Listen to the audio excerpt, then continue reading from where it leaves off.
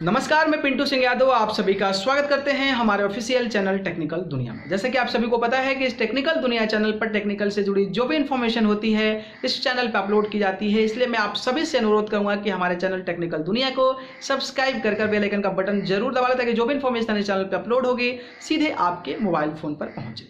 अगर हम 5-10 साल पीछे जाते हैं तो जिस तरीके से अगर हमें किसी को पैसा भेजना होता था, किसी को पेमेंट करना होता था, तो हम लोग जो है अपने पासबुक को लेकर, कैश मनी को लेकर बैंक में जाते थे और वहाँ से बैंक में जमा करते थे एंड देन बैंक वहाँ से ट्रांसफ़र करता था, फिर दूसरे के खाता में वो चीज़ें पहुँच जाती थी।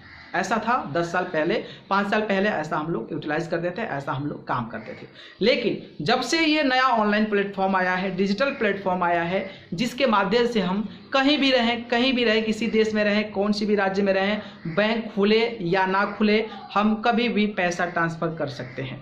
और ये जब से आया है देश में, तब से जो डिजिटाइजेशन, जो ऑनलाइन पेमेंट की जो प्रोसीजर है वो काफ़ी फास्ट ग्रो करती नज़र आ रही है और लोग घर बैठे ही सारा काम, सारा मामला अपने ऑनलाइन से ही सुलझा ले रहे हैं। चाहे हम कोई सामान खरीदने की बात करें या फिर घर पे पैसा भेजने की बात करें या फिर कहीं पैसा इन्वेस्ट करना है तो वहाँ की बात करें या फिर अपने स्टाफ को सैलरी देनी है, तो आप जो है अपने ऑनलाइन का सहारा लेकर आप जो है पेमेंट को डायरेक्टली ट्रांसफ़र कर देते हैं। आपको कहीं भी जाने की ज़रूरत नहीं पड़ती है। तो ये चीज़ें काफ़ी जो है हमारे लिए बहुत सपोर्टिव है और हम घर पे बैठे अगर सारा काम कर ले रहे हैं तो ये कहीं ना कहीं एक सुख देने वाला समय है। और इस डिजिटल ज़माने में अगर आप घर पे बैठे सारा काम कर ले रहे हैं तो आपके लिए बहुत बड़ी बात है। लेकिन ये जो काम करने के लिए कुछ प्रोसीजर होते हैं, कुछ विधियाँ होती है, उसको जानना ज़रूरी होता है कि आप किस तरीके से किसी को पैसा ट्रांसफ़र कर सकते हैं, कितना लिमिटेशंस होता है और उसकी जो वैधता होती है वो कितनी होती है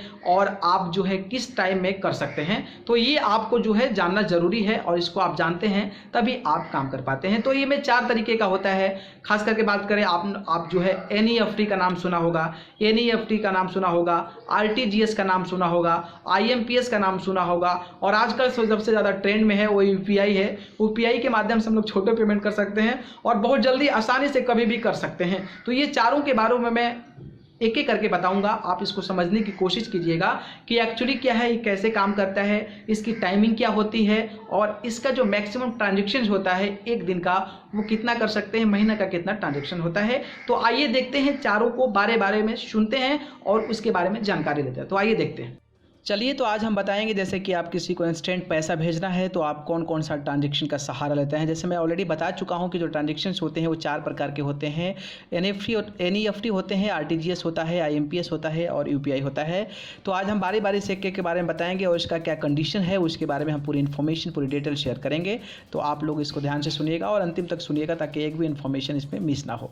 तो चलिए आज हम बात करेंगे एनईएफटी के बारे में। तो एनईएफटी का फुल फॉर्म होता है जो नेशनल इलेक्ट्रॉनिक्स फंड ट्रांसफ़र। ये एक ऑनलाइन मनी ट्रांसफ़र टूल है जिसकी मदद से हम पैसा ट्रांसफ़र करते हैं। ये सिस्टम 2005 से आरबीआई द्वारा बनाया गया था। इस सिस्टम के हेल्प से हम एक दूसरे के अकाउंट में पैसा ट्रांसफ़र कर सकते हैं। ये ट्रांजैक्शन बैच वाइज फॉर्मेट में किया जाता है। इसमें पैसा भारत के किसी भी एनईएफटी इनवल्ट बैंक में भेजा जा सकता है। एनईएफटी ट्रांजैक्शन के लिए सबसे पहले आपको ये बात पता होना चाहिए कि आप जिसे पैसा भेज रहे हो उसका account number, IFSC code, bank branch का नाम और अकाउंट होल्डर का नाम आपके पास होना चाहिए, तभी आप इसको भेज सकते हैं। इसमें जो ट्रांजैक्शन का टाइम है, ये ट्रांजैक्शन सिर्फ वर्किंग समय में किया जाता है। ये हॉलीडेज़ पर नहीं किया जाता है। नॉर्मल डेज़ में सुबह 8 बजे से शाम 7 बजे तक और शनिवार को सुबह 8 बजे से दोपहर 1 बजे तक ही होता है। एनईएफटी ट्रांजैक्शन का कोई मैक्सिमम और मिनिमम लिमिट नहीं है। तो आपको ध्यान रखना पड़ेगा कि जब भी आप ट्रांजैक्शन कर रहे हैं एनईएफटी के माध्यम से तो आपको ध्यान रहे कि आप टाइमिंग का और जो हॉलीडेज़ है उसको आपको माइंड में रखना पड़ेगा।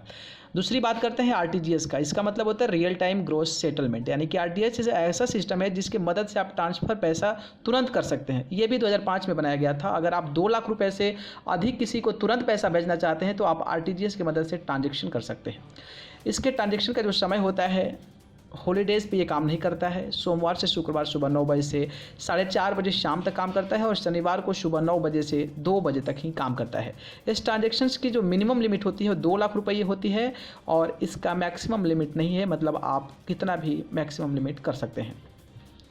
अगर आप इसमें 2 लाख से 5 लाख के रुपए ट्रांसफ़र करते हैं तो आपको 30 रुपये ट्रांजेक्शन कटेंगे, और अगर 5 लाख से ज़्यादा करते हैं तो आपके 55 रुपये ट्रांजेक्शन चार्जेस कटेंगे। ठीक है, तो हम बात करते हैं अब तीसरा IMPS की, यानी इमीडिएट पेमेंट ट्रांसफ़र। IMPS जो होता है वो पैसा ट्रांसफर करने का एक ऐसा टूल है जिसकी मदद से तुरंत पैसा ट्रांसफ़र किया जा सकता है।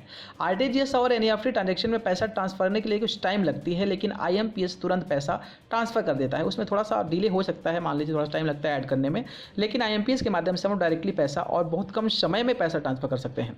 इसे NPCI यानी कि national payment corporation of India द्वारा 2010 में बनाया गया था। इस टूल के मदद से रियल टाइम मनी पैसा ट्रांसफ़र होता है।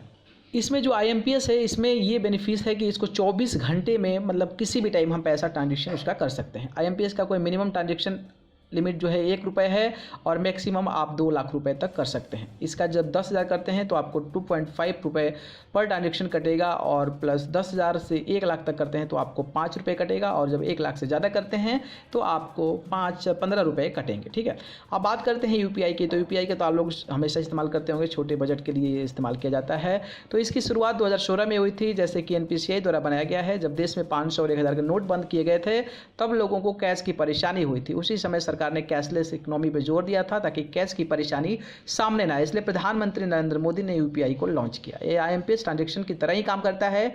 हम UPI की मदद से recharge, bill payment, DTH recharge इत्यादि कर सकते हैं। UPI की मदद से किसी भी बैंक खाते में तुरंत पैसा ट्रांसफ़र किया जाता है। यह बहुत आसान और सुरक्षित पेमेंट ऑप्शन है। कुछ UPI पेमेंट ऐप्स हैं जैसे कि भीम UPI ऐप है, गूगल पे है, फ़ोनपे है या फिर पेटीएम है। इसके अलावा हम किसी भी बैंक का UPI एप्लीकेशन इंस्टॉल कर सकते हैं। गूगल प्ले स्टोर में आपको बहुत सारे UPI मिल जाएंगे। ये अभी फ्री है।